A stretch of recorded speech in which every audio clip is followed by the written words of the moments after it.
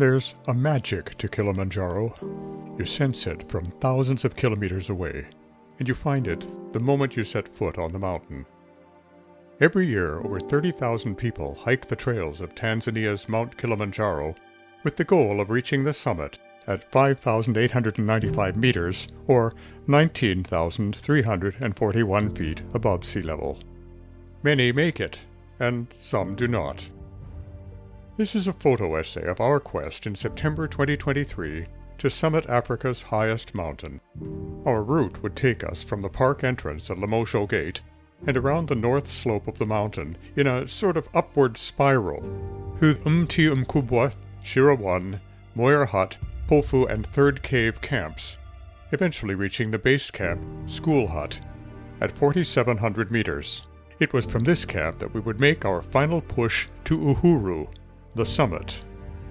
This route is a good way to go if you have the time, and if you're looking for quiet and solitude, as the larger crowds of hikers follow the slightly more dramatic trails on the south side of the mountain.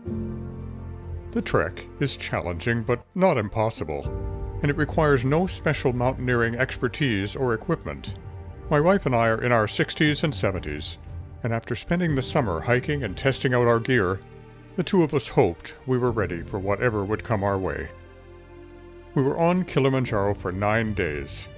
It's possible to get up and down in as little as 6, but we chose to take the longest, slowest route to the top, not only to enjoy the experience as much as possible, but also to optimize our acclimatization to the extreme altitude.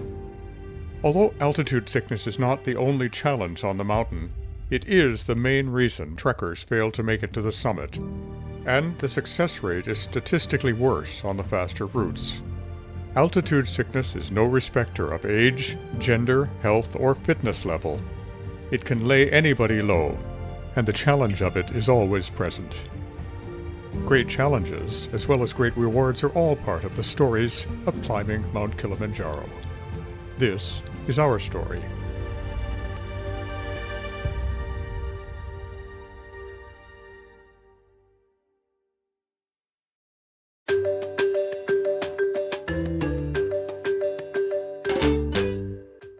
Day 1. Lemosho Gate to Mti Mkubwa. Distance 4.8 kilometers or 3 miles. Altitude gained 396 meters or 1,299 feet. As our bus arrived at the Lemosho Gate, the park entrance and trailhead for our trek, the whole area was buzzing with the nervous activity of scores of trekkers and crews from other tour groups. Packs were weighed, last-minute gear adjustments were made, water bottles were filled, and everyone tried to imagine what was ahead of them. Our Kilimanjaro experts crew consisted of 2 guides, a full team of porters, and even a cook. While waiting to start, we hung out with Haruna, our assistant guide, and I learned that the phrase Hakuna Matata is not just a Disney meme. Tanzanians actually use it. As the song says, it means no worries, but it can also be used to say, "You're welcome," or "It's all good," or sometimes just, "Whatever." After lunch, our team of porters set off, loaded with gear and equipment. Our guides, Janet and Haruna, and the 2 of us followed at a much slower pace. Our mantra for the whole trek was going to be "Pole Pole," a Swahili phrase meaning slowly, slowly. This pace helped us maintain our energy and get used to the higher altitudes and thinner air. So, slowly, slowly we began hiking through the lush rainforest, serenaded by birds, and watched closely by monkeys in the trees. Flowers were everywhere, including the very well-named Impatiens Kilimanjari. The trail led us up and down many times, but we managed to gain about 400 meters in altitude. By late afternoon, we had reached our first camp, Mti Mkubwa, or Big Tree Camp. The crew had our tents all set up, a snack prepared, and dinner was on the way. Our adventure had begun.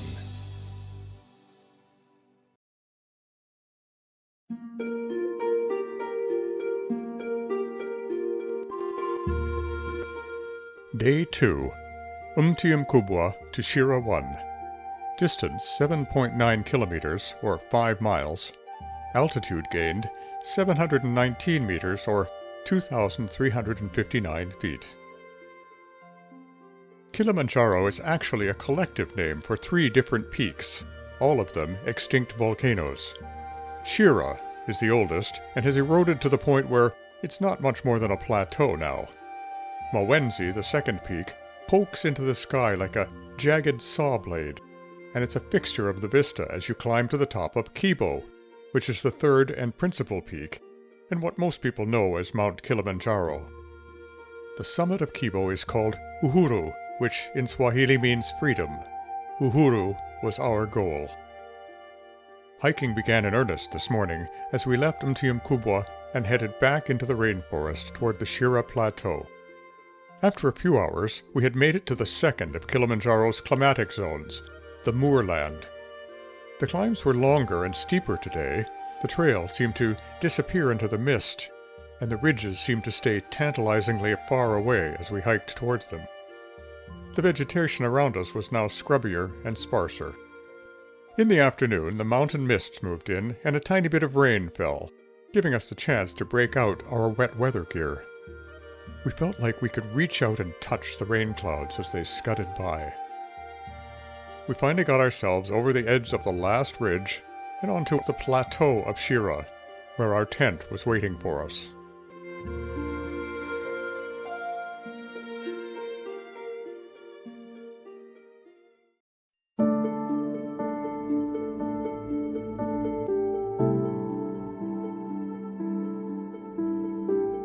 Day 3. Shira 1 to Moir Hut. Distance 9.4 kilometers or 5.8 miles. Altitude gained 657 meters or 2,155 feet. Our route today would bypass the Shira 2 campsite and we would head straight for Moir Hut. Dawn at Shira 1 brought us our first view of our goal, Kibo, standing in stark silhouette against the indigo sky. The mountain would continue to dominate the sky above us until our final push to the summit.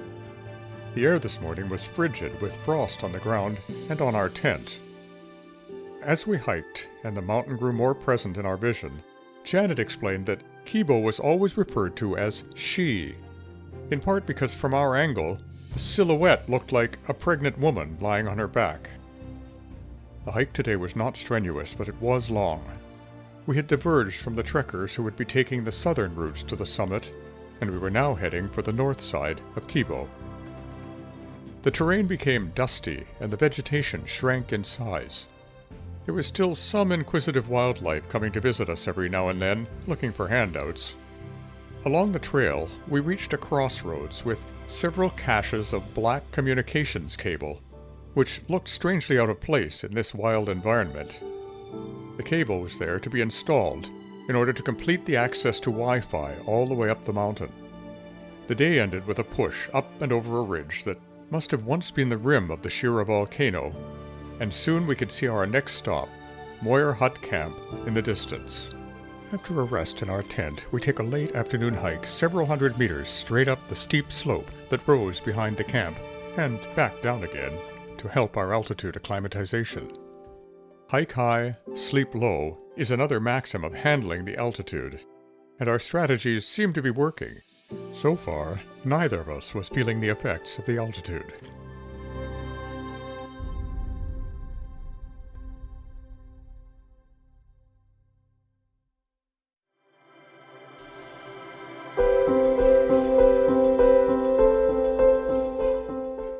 Day 4.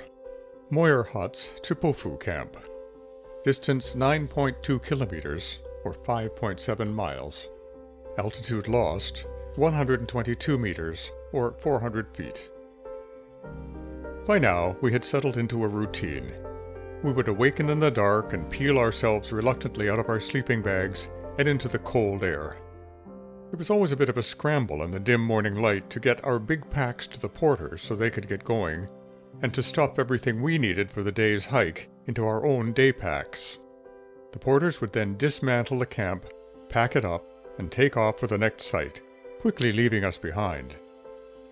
Aside from rainwear, sunscreen, and extra clothing, Our main payload was water.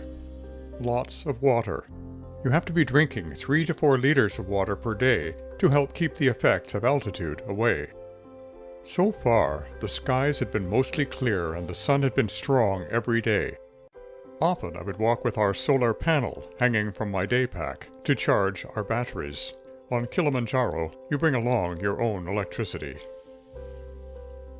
As always, Kibo loomed over us, overseeing our efforts. Today's hike to Pofu Camp was a long one, and the rocky path seemed endless at times. We gained no altitude, in fact, we lost some, but we were up and down a lot as we traversed the valleys and dry riverbeds that run down from the face of Kibo. These valleys were so numerous as to be uncountable. Even our very knowledgeable guide, Janet, wasn't sure how many there were. She told us she had once tried and lost count at 17. Vegetation had almost all disappeared, except for huge fields of everlastings, the hardy flower that seems to be able to grow anywhere. We took a lot of rest stops along the way and drank a lot of water. We were always aware of the mountain off to our right. Finally, after one large climb up and over, we arrived at our camp.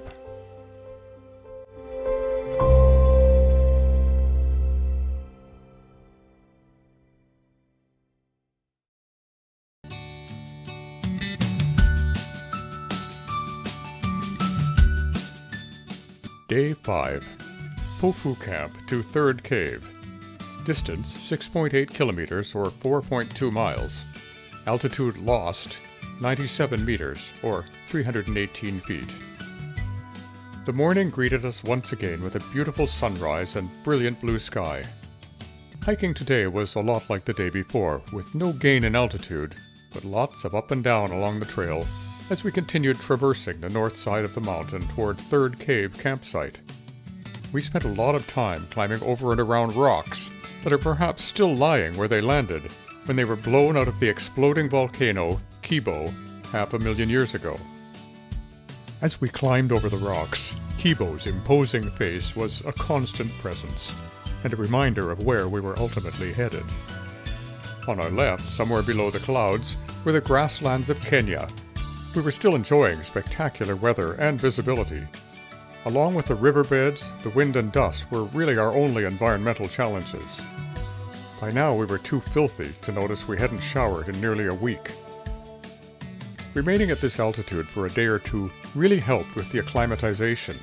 We felt very few of the legendary ill effects of high altitude, such as nausea, headache, and breathlessness. I even found enough breath to bellow out a few old Scottish music hall songs as we hiked along, at least until I decided everyone had had enough of old Scottish music hall songs, which frankly doesn't take long. The only ill effect from the altitude for me was that I found I had lost a lot of my appetite. I tried to eat as much as I could, wishing I could enjoy the great meals our cook was preparing for us a little more. He frankly did wonders on just a little camp stove. The final descent to 3rd Cave Camp was steep and rocky, but generally the terrain had not been overwhelming today. Arriving at this campsite marked the end of our relatively easy trekking with little gain in altitude. After traversing the mountain for a few days, serious uphill hiking would begin in the morning, as we would now head to the base camp for our push to the summit. Day 6. 3rd Cave to School Hut. Distance 4.9 kilometers or 3 miles. Altitude gained 751 meters or 2,464 feet. Onward and upward today. We had finished our traverse of the mountain's north side, and this part of the trek could be considered a preview of the summit assault coming up. As usual, we were passed by the porters who always left us in their dust. The trail went upward for most of the day, and we climbed close to 800 meters as Kibo grew ever closer and larger. We trudged along a dusty path, eventually leaving behind almost all the vegetation, except the hardiest, or the most stubborn, survivors. The weather continued to be beautiful, giving us stunning views of the stark landscape around and below us. We got sandblasted incessantly by wind-blown dust, but we were used to that now. There would be plenty of time to clean up after we got back down to Earth. We were definitely aware of the thinner air here, and we knew we were moving more slowly. Still, as we approached camp, the more severe effects of altitude had not yet made an appearance. Meanwhile, Kibo grew ever more imposing, more overbearing, rising right above us as we arrived at the camp. We were now at high altitude and about to go much, much higher. This was really happening.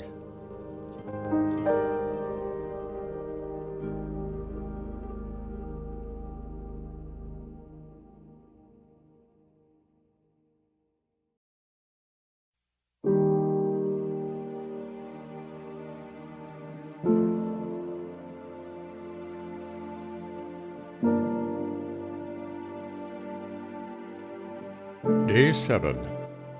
School hut to Uhuru. Distance 5.9 kilometers, or 3.7 miles. Altitude gained 1,178 meters, or 3,865 feet. The two most popular base camps for the final push to the summit are Kibo Hut and School Hut, which are not far apart, but they're usually approached from different directions. Our northern circuit route had brought us around to School Hut, but this morning we would join the Kibo Hut route for the final trek to the top. Many people leave base camp at midnight so they can see the sun come up from the summit, but we opted not to make the nighttime ascent. Instead, we awoke at 3 a.m. and left around 4, trekking for only 2 hours in the total darkness. We could do this because we were not planning to make the very long trek down to Millennium Camp after we summited, so we didn't need the extra time. We'd be returning here to the School Hut camp. We did see the sun appear from behind Mwenzi as we climbed, a glorious and inspiring sight. Hiking in the daytime is much more entertaining and infinitely more heartening, as we got to see where we were going and what was ahead, rather than putting one foot in front of another in the pitch dark. And since the sun was up, we avoided a lot of the piercing cold that can take a serious toll on climbers in this phase of the trek. For us, the temperature hovered above 0 Celsius for most of the day, very bearable for anyone from our part of the world. After a traverse from School Hut to meet the main trail upward from Kibo Hut, the big effort was straight up to the crater rim via a series of switchbacks that seemed endless. A rest stop at Hansmeyer Cave to enjoy the rising sun was very welcome. Once again, the clear skies offered us stunning views. As we climbed with Mwenzi at our backs, we could see other groups below and above us looking tiny in the distance. Because it was near the end of Tanzania's dry season, there was no snow to deal with. But there was scree, a slippery combination of dust and tiny pieces of gravel.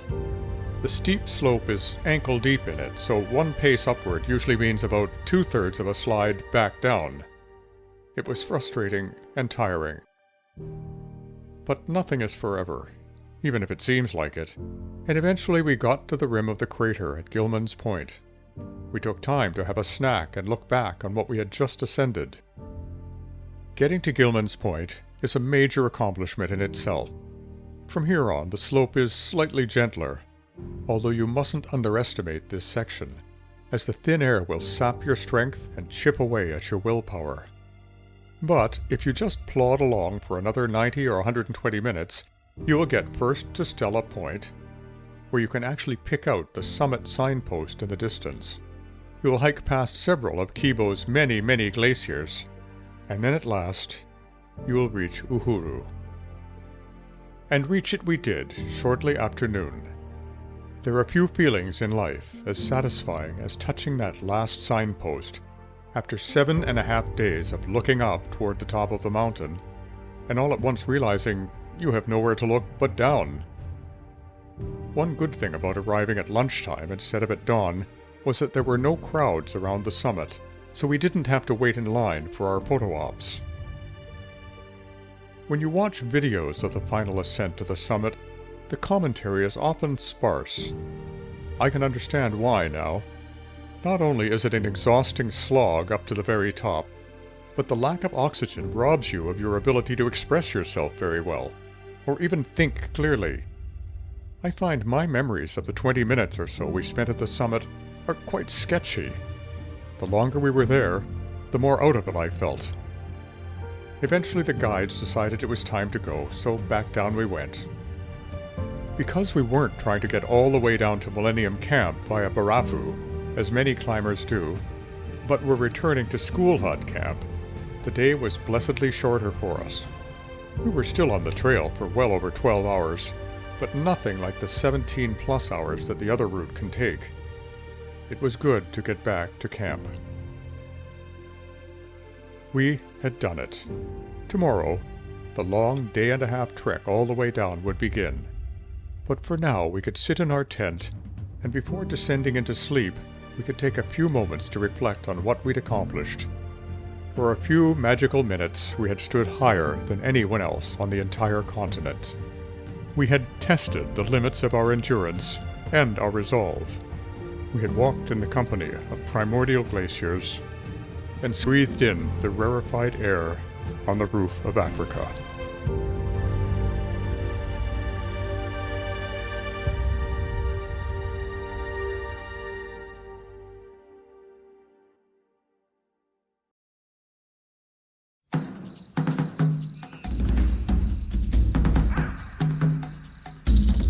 Day 8, School Hut to Mweka Camp. Distance, 11 kilometers or 6.8 miles. Altitude lost, 1,611 meters or 5,285 feet. Day 9, Mweka Camp to Mweka Gate. Distance 9.5 kilometers or 6 miles. Altitude lost, 1,473 meters or 4,833 feet. Many people are surprised to find this descent to be the most uncomfortable part of the whole trip, because of the ceaseless downhill. Added to that is the anticlimax of having completed your main mission, so your momentum and your motivation are lower. Nevertheless, another brilliant morning with the sun rising over Mwenzi inspired us to get our weary bones moving down the mountain. Our brilliant guides had chosen a route down that was a bit less direct, but much less of a constant downhill. We even hiked for a time along a four-wheel drive road that took us up and over a large feature called the Saddle, which is a ridge that runs between Mwenzi and Kibo. As we walked towards our halfway stop at Millennium Camp, we noticed quite a bit of helicopter traffic flying above us, taking ill or injured people who had to be airlifted off the mountain for treatment. After lunch at Millennium Camp, we again headed down hundreds and hundreds of large steps towards Mweka Camp for our last night on the mountain. Each step was an adventure to negotiate. Adventure is a generous term. The porters seemed to skip quite lightly over these, but for the rest of us, they weren't much fun. We were lucky that we didn't have any issues with our knees or hips, as this part of the trail can be brutal on joints. We later heard of another couple who had to be airlifted to the base of the mountain, as their aching knees simply would not hold them anymore. All of this is a reminder that Kilimanjaro will always have the last word. You never conquer this mountain. At best, she allows you to challenge yourself on her slopes and enjoy her beauty. Nothing about this trek should ever be taken for granted. As the afternoon began to fade into evening, we reached Mweka Camp, our last stop for our last night in our tent and on the mountain. Mweka is a huge, crowded camp, full of trekkers who are anxious to get to the exit gate and get on with their lives. We left at dawn and eased our way down the unfriendly steps and rocks, keeping the goal of the finish line in our minds. Just once, the top of Kibo appeared through a break in the trees, looking more majestic than ever, and we had the chance to bid it farewell. Now we were back in the rainforest, and fittingly, some rain began to fall. It was the first we'd had since we started up the previous week. The tropical flora once again made its appearance, and we knew our adventure was nearing its end. The last 2 kilometers of the trail actually follow a dirt road, This was welcome, but was also frustrating at this point, because we were more than ready to be done. At every corner, we hoped we'd see the Mweka Gate and the end of our journey. Although this road seemed to stretch forever, eventually we came around one last corner, saw the signpost, and we knew our journey was at an end. It was time to collect our summit certificates, have a celebration lunch with the crew, and then head back to our hotel for a long overdue shower.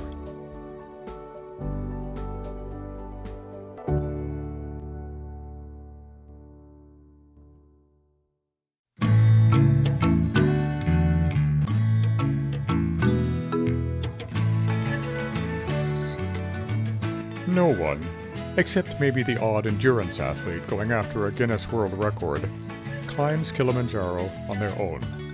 Not only is your support team vital to the success and enjoyment of your trek, they are often your only lifeline. Kilimanjaro experts did everything right.